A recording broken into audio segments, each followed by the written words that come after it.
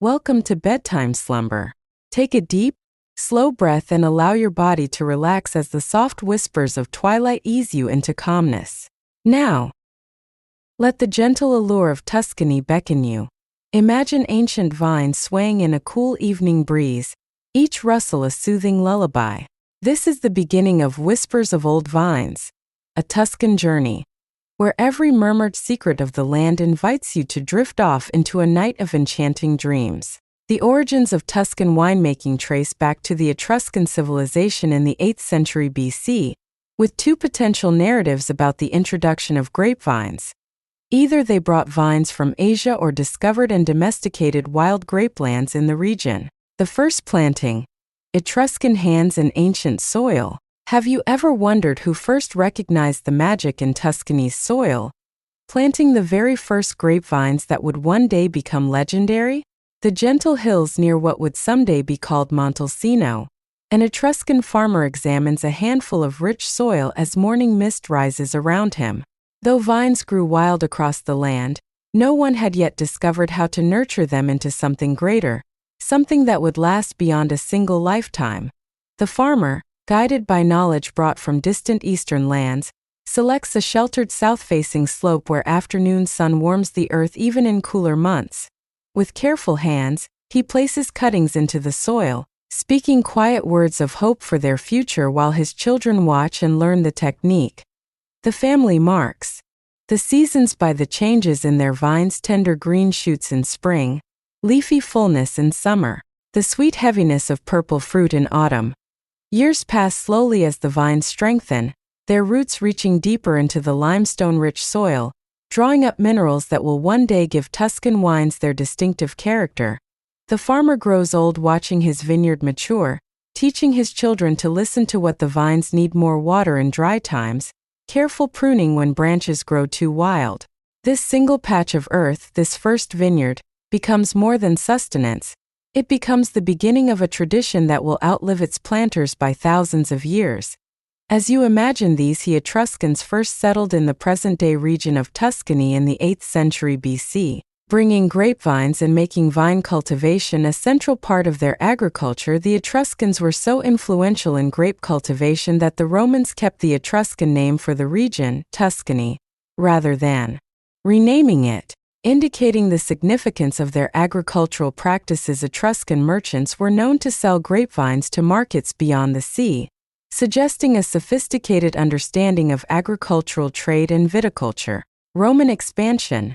When vines became legacy. What happens when a simple vineyard becomes part of the greatest empire the world has ever known? As Roman legions march across the Tuscan landscape, our vineyard stands witness to a changing world, now tended by the great-grandchildren of its original planter. The Romans bring new techniques, new demands, and a thirst for wine that threatens to transform the careful, small-scale cultivation into something more industrial. Roman engineers survey the land, noting how the hillside vineyards capture both morning sun and afternoon heat, mapping the best locations for expansion. They introduce systematic planting methods, training vines along wooden supports in orderly rows that stretch across the undulating landscape like waves on the Mediterranean. New varieties arrive from distant corners of the empire. Some thrive in the Tuscan soil while others wither, teaching valuable lessons about what this particular patch of earth desires. Roman aristocrats begin to prize Tuscan wines, sending amphorae filled with the precious liquid to Rome, where poets write of its clarity and merchants trade it for small fortunes. The vineyard's caretakers learn to balance Roman efficiency with the wisdom inherited from their Etruscan ancestors, honoring both innovation and tradition. Under Roman stewardship, our little vineyard becomes part of something greater, one jewel in a crown of vineyards that would make Tuscany famous as Anatria, the land of wine. As empires rise around this patch of earth, feel your own worries becoming smaller, less significant against the gentle rhythm of seasons that, after absorbing Etruria, Rome established key cities like Lucca, Pisa, Siena, and Florence, bringing new technologies and developments including road extensions, aqueducts, sewers, and extensive building construction. The Romans systematically expanded existing agricultural practices, developing the wine production techniques they inherited from the Etruscans and Greeks. The Romans conquered the region in the 1st century, leading to the adoption of cultural practices and customs from both Greek and Roman civilizations. The Roman period marked a significant transformation in Tuscan viticulture, transitioning from small-scale local production to a more organized and expansive wine industry. Medieval sanctuary. The monastery vineyards. How did a simple vineyard survive the fall of an empire and the darkness that followed? As Roman power fades and uncertainty spreads across the land, our vineyard falls into neglect, its once orderly rows becoming wild and overgrown. Tension. For decades, the vines persist without human hands to guide them, growing stronger in some ways but losing the refinement that made their wine so prized. Then one spring morning, Benedictine monks arrive in the valley, seeking a place to build a monastery where they can live in peace and contemplation. The head monk, Brother Marcus, recognizes the wild grapevines for what they once were and what they could be again with proper care and devotion. The brothers clear the land with patience, saving every healthy vine, observing which plants have survived the years of neglect. These will become the foundation of their vineyard. They begin keeping detailed records, noting weather patterns, harvest times, and methods that succeed or fail, creating knowledge that will outlast any single lifetime. In the monastery cellars, they experiment with fermentation, aging, and blending, developing techniques that will define Tuscan winemaking for centuries to come. Under the monks' careful stewardship, the vineyard becomes not just a source of wine for sacraments and sustenance, but a living prayer work that connects heaven and earth. As you picture the monks moving quietly among the vines in early morning light, feel your breathing becoming deeper and more regular. Like the steady rhythm, Benedictine monks became exceptionally proficient at grape cultivation, developing comprehensive manuals on viticulture that are still referenced today as important. Historical agricultural documents. Monasteries became pivotal centers of viticultural knowledge during the Middle Ages, with monks developing systematic approaches to vineyard management and wine production that preserved agricultural techniques through careful documentation. The monks' approach to winemaking was characterized by meticulous record-keeping, methodical observation of agricultural techniques, and a focused commitment to preserving and improving wine production methods across generations. Renaissance revival. Noble patronage and artistic inspiration. What happens when a humble monastery vineyard catches the eye of one of Florence's most powerful families? As the Renaissance blooms across Tuscany, our vineyard has matured under 2 centuries of monastic care, its wines known for exceptional quality among those fortunate enough to taste them. A young Medici lord, returning from hunting in the hills, stops at the monastery for refreshment and is offered a cup of their finest vintage. Struck by the wine's complexity, he proposes a partnership, his wealth and protection in exchange for a portion of each year's production and the prestige of being associated with such excellence. The monks hesitate, fearing worldly entanglements, but ultimately agree when the Medici promises to fund an expansion of both vineyard and monastery. Under this arrangement, the vineyard's reputation spreads throughout the courts of Europe, its wines gracing the tables of nobility and inspiring artists who gather at Medici banquets. Leonardo da Vinci, a guest at one such feast, becomes fascinated by the wine's clarity and color, later experimenting with similar pigments in his paintings.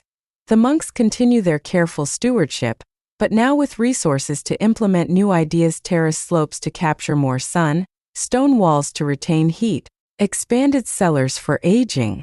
This marriage of monastic wisdom and noble patronage creates a golden age for our vineyard, establishing traditions of excellence that will endure long after both monks and Medicis are gone.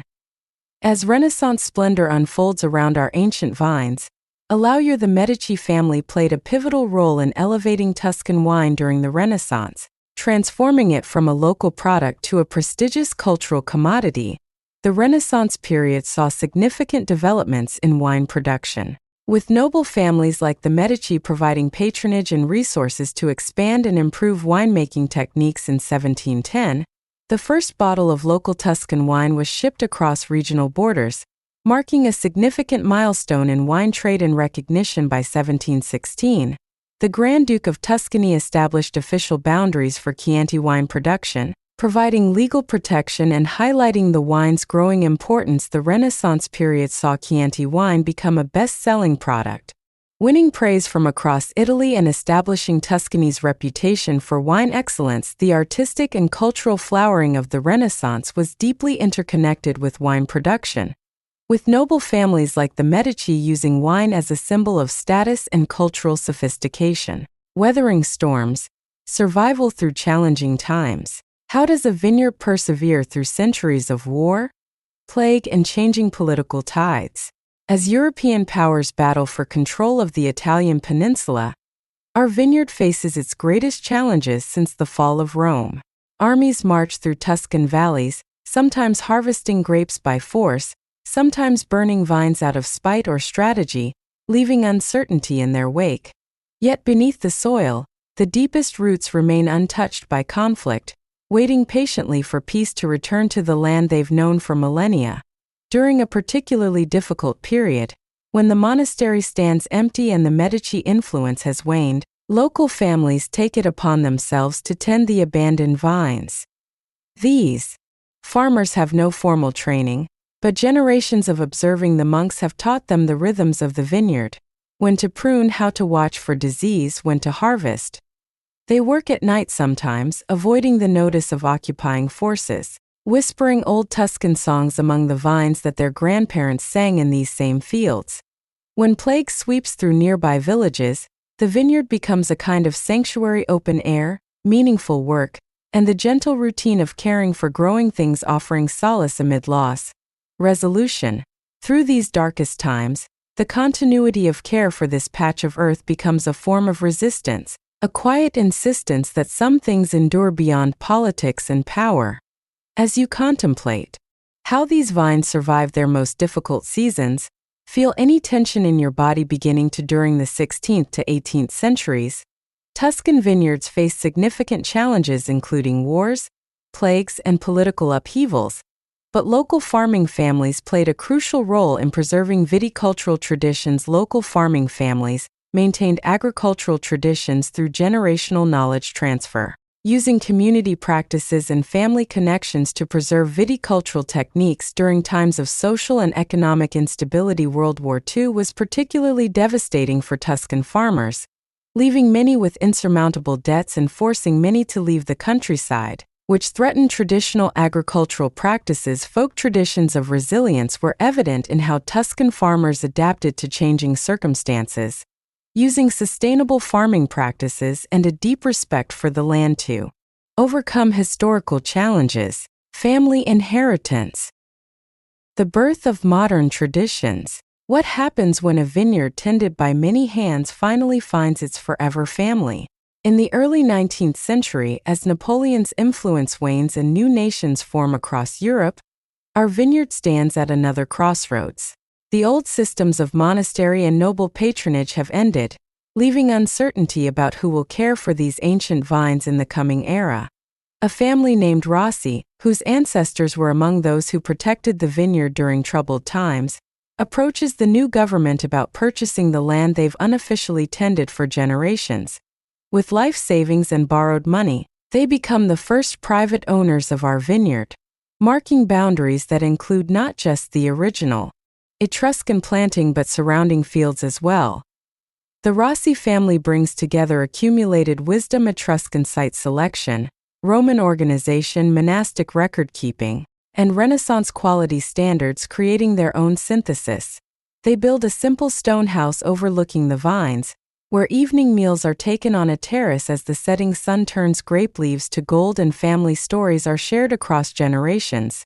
Children learn to walk among the vines, to taste soil and understand its composition, to read weather and cloud patterns, creating an intimacy with the land that no formal education could provide. This transition from institutional to family stewardship brings a new kind of continuity to our vineyard, one based on bloodlines and birth names, on stories told around hearthfires. As the Rossi family settles into their role as caretakers, in the early 19th century, Tuscany experienced a significant transition in vineyard ownership from institutional, church and noble, controlled to private family estates after World War II, many farmers faced economic challenges, with some leaving the countryside in search of better opportunities, which further accelerated the shift to family-owned estates in the 1960s.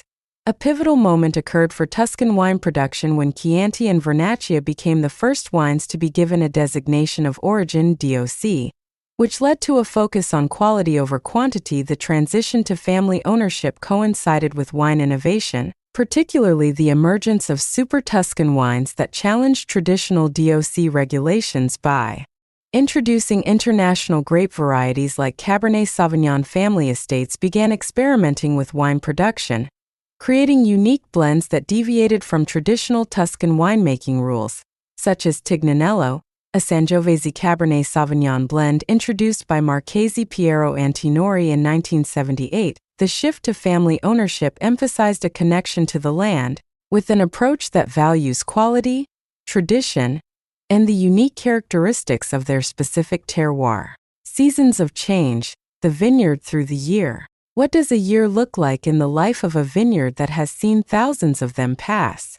For the Rossi family, now 5 generations into their stewardship, the vineyard's yearly cycle provides structure and meaning to life. Each season brings its own challenges and rewards, its own tasks that cannot be rushed or delayed without consequences that might not reveal themselves until the final tasting. Winter brings pruning, perhaps the most crucial work of the year, as family members move through dormant vines, making decisions that will shape the coming harvest. They work with quiet concentration, breath visible in the cold air, hands knowing by touch which branches to keep and which to remove, and intuition refined by years of observation. Spring arrives with the worry of late frosts that could damage tender buds, requiring nights of watchfulness and sometimes lighting small fires throughout the vineyard to ward off the cold. Summer brings the careful balance of sun and water, with family members walking the rows daily, touching leaves, checking soil, watching for signs of stress or disease. Autumn harvest transforms the quiet vineyard into a place of focused activity, extended family returning to help, neighbors joining in, meals shared under stars after long days of picking. Resolution through this annual cycle, repeated year after year with subtle variations, the vineyard reveals a profound truth, that time moves both in circles and forward, both unchanging and never the same.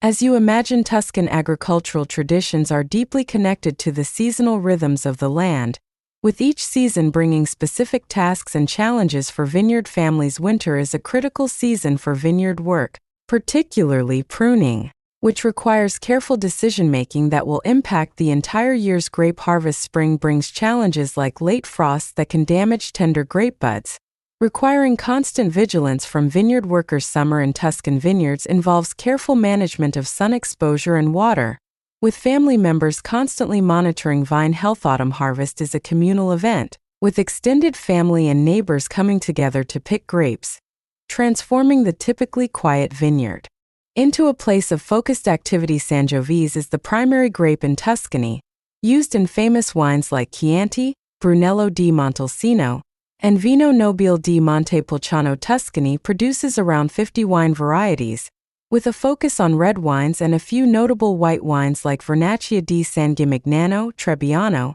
and Vin Santo. The agricultural cycle in Tuscany emphasizes sustainable farming, organic practices, and a profound respect for the land, with multiple generations often working together in the vineyards. Modern challenges: preserving tradition in changing times. How does an ancient vineyard adapt to a rapidly changing world without losing its soul? Setup: the current generation of the Rossi family faces pressures their ancestors never imagined: climate change, global markets, and technological innovations. Tension: some neighboring vineyards have modernized, completely replacing hand labor with machines, traditional methods with efficiency, connection to land with connection to markets. Maria Rossi, who now leads the family business, stands at the crossroads between tradition and innovation, knowing that survival requires adaptation but fearing what might be lost. She introduces small changes carefully: organic certification that formalizes what the family has always practiced, solar panels on the winery roof, a website that tells their story to the world. Yet she insists that certain things remain unchanged: harvest by hand, fermentation in the old stone cellars, decisions made by walking the vineyard rather than analyzing data. The family debates these choices during long Sunday lunches, younger members sometimes pushing for faster change, older ones cautioning patience, all of them bound by love for the land. Visitors from around the world now come to taste their wines and hear their story, often sitting on the same terrace where Rossis have watched sunsets for 200 years. Resolution. In this balance between honoring the past and embracing the future, the vineyard finds its modern identity, not as a museum piece frozen in time, but as a living tradition that continues to evolve. As you consider how wisdom passes through generations, modern Tuscan vineyards are increasingly adopting organic certification as a strategic response to changing market demands and environmental concerns. Wineries like Poggio Antico are actively investing in sustainable technologies, with concrete plans to add solar panels to their winery roof over several years. Demonstrating a commitment to environmental innovation, the Super Tuscan movement emerged from winemakers' dissatisfaction with restrictive DOC regulations, with producers like Marchese Piero Antinori creating innovative blends that challenge traditional winemaking rules. Climate and geography play crucial roles in modern Tuscan wine production, with coastal plains offering ideal conditions for growing indigenous grapes like Cabernet Sauvignon and Merlot due to cooling sea breezes. Small family vineyards like Cetriolo, which farms about 3 hectares, represent a growing trend towards fully organic, sustainable, and small-scale wine production. Modern Tuscan wineries are increasingly utilizing IGT, Indicazione Geografica Tipica, classifications, which provide greater flexibility in winemaking and allow producers to create unique, high-quality wines beyond traditional regional constraints. The evolution of Tuscan wine regulations demonstrates a dynamic approach to preserving tradition while embracing innovation, with winemakers consistently challenging and adapting to changing market demands and environmental considerations. The soul of terroir. What the land remembers. What secrets does the soil itself hold after 3,000 years of continuous cultivation? Beyond the human story of our vineyard lies another tale, one told by the land itself, written in layers of soil, in the composition of stone, in the very DNA of the vines. Modern science confirms what ancient farmers intuited, that this particular hillside, with this particular soil composition, creates wines unlike any other place on earth. Geologists examining the vineyard find remnants of prehistoric seas that once covered Tuscany, leaving behind limestone rich in fossils that give the soil its distinctive mineral character. Archaeologists discover Etruscan pottery fragments near the oldest vines, confirming that wine has been made on this exact spot for nearly 3 millennia.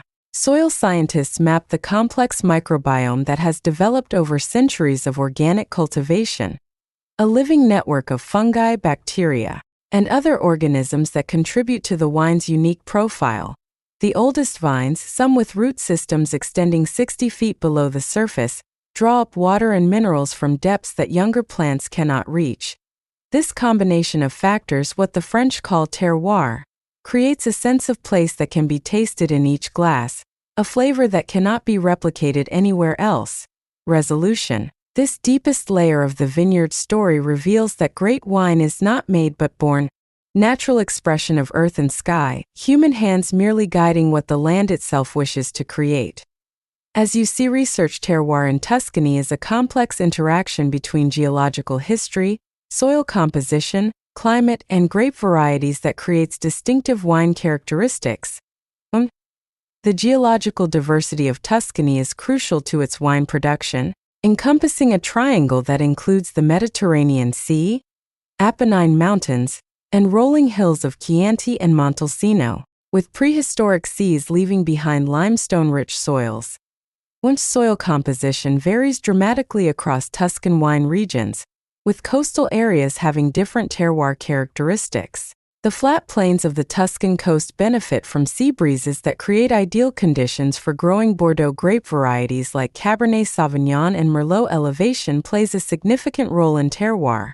with higher elevation vineyards like those in Chianti Classico d'Ossi offering a unique synergy and harmony of sun, soil, and altitude. The concept of terroir in Tuscany is so profound that it led to the creation of Super Tuscans, wines that deliberately break traditional DOC regulations.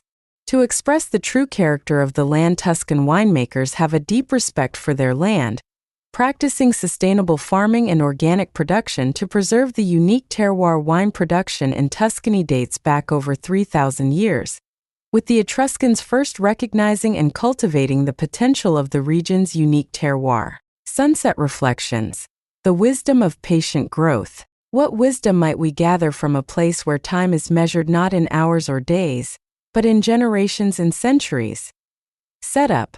As evening approaches and golden light washes across our vineyard, Maria Rossi sits on the terrace where her ancestors have watched the same sunset for 200 years. Tension.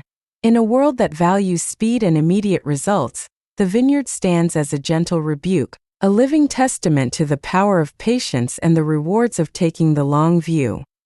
She considers how a grapevine must struggle to produce its best fruit, roots pushing through rocky soil, withstanding drought and frost, finding strength through adversity. The oldest vines, some planted by her great-great-grandfather, produce fewer grapes now, but each one contains more complexity, more character, more of the essence of this place. She thinks about decisions she's making today that won't fully reveal their wisdom or folly until her grandchildren are sitting where she sits now, watching this same sunset. Around her, the land prepares for night, birds settling into nests, nocturnal creatures awakening, the temperature beginning its gentle decline that helps develop flavor in ripening grapes. The vineyard has taught generations of her family that some things cannot be rushed, that greatness emerges slowly, that beauty requires both care and freedom, that the most meaningful growth happens underground, unseen. Resolution. In this moment between day and night, Maria understands that the true product of this ancient vineyard isn't wine. At a Tuscan winemaking embodies a profound philosophical approach of patience, viewing wine production as a meditative practice of nurturing life across generations. The Tuscan approach to winemaking reflects a deep spiritual connection to the land, where each vine represents a living narrative of human care and natural cycles. Tuscan winemakers view their craft as a form of cultural preservation, where each vintage tells a story of resilience, adaptation, and continuity across centuries. The deliberate, patient approach to winemaking in Tuscany mirrors a broader cultural philosophy of la dolce vita, valuing quality, depth of experience, and the art of slow, mindful living. Sustainable and organic farming practices in Tuscan wine culture reflect a profound respect for the natural world, viewing the vineyard as a living ecosystem to be nurtured,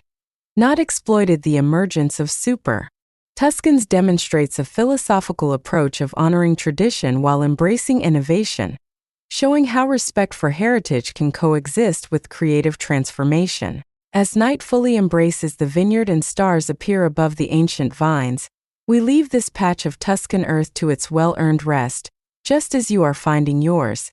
The whispers of these old vines, from Etruscan hands to modern caretakers, remind us that our own lives are but moments in a much longer story, releasing us from the urgency of our daily concerns. May your dreams be as sweet as sun-ripened grapes, and your rest as deep as the roots that have anchored this vineyard through 3,000 years of human history. As night falls over the Tuscan landscape, the vineyards become a canvas of soft shadows and whispered memories, where generations of stories are woven into the quiet rustling of grapevines. Traditional Tuscan proverb captures the essence of rest and life's cyclical nature. La vita è come un vigneto, ogni stagione ha il suo tempo. Life is like a vineyard. Every season has its time.